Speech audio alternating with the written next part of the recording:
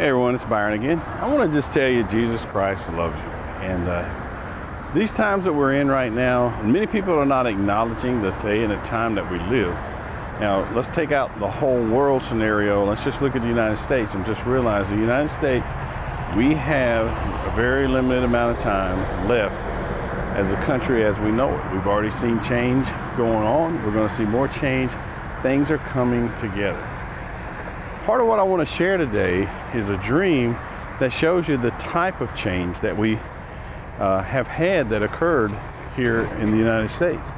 But I'm not necessarily saying that it's just occurred in the last couple of days, a couple of weeks, or a couple of years. I'm saying that maybe it's always been this way, or at least during my lifetime, and I just wasn't able to recognize it. Here's a dream. Just the other night, 2 nights ago, I had a dream in which I was down by a river and I was going duck hunting. Now, in the dream, I was made to know where I was located.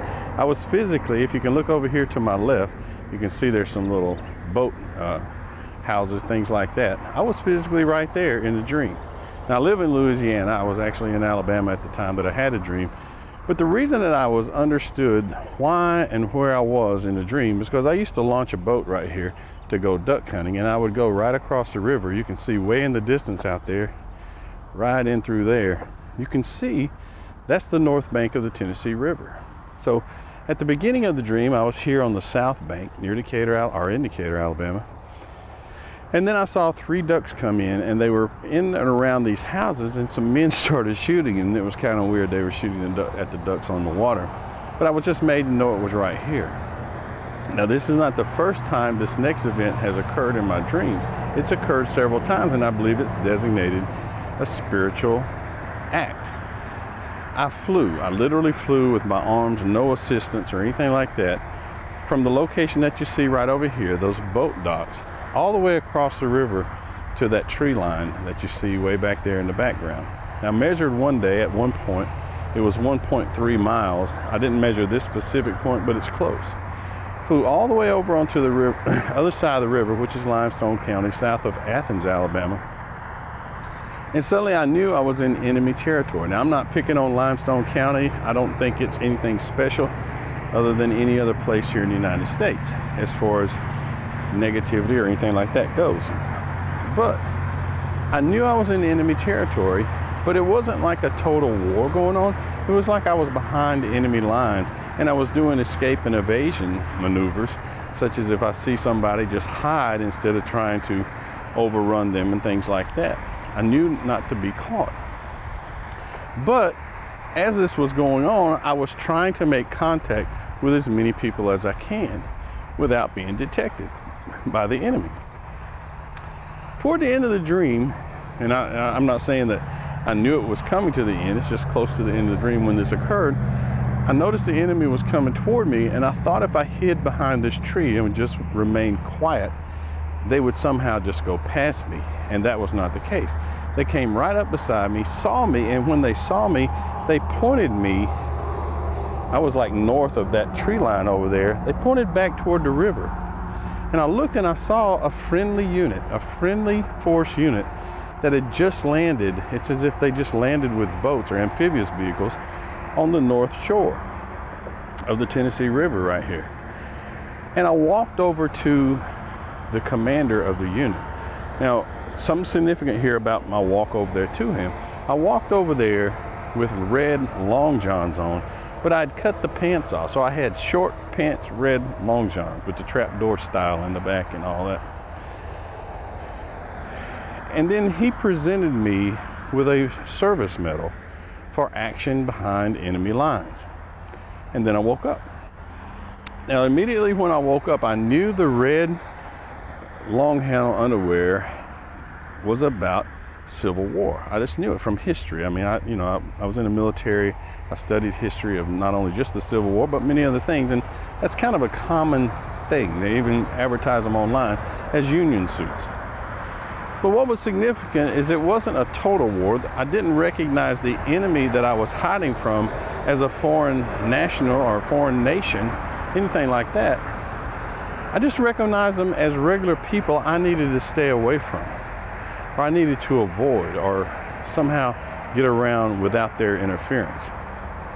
And I want to tell you what's significant about that. Many people these days in time don't quite understand the level, the synagogue of Satan, the Illuminati, many names that you can use for different things are really kind of all synonymous.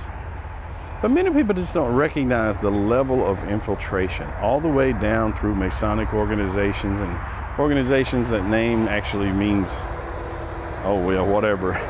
They just have names in different organizations in which these people are working through, and they're the mystery religions, the hidden knowledge, the things like that. A naive churchgoer would never really come to understand that these things are in fact actually happening or have happened their whole life, or escalating at this time. But I just want to tell you, I want to make sure that people understand that the stuff that I get is not, it's not like I made this up in my head, although I was aware of this going on. But in fact, this stuff is being shown to me by the Lord.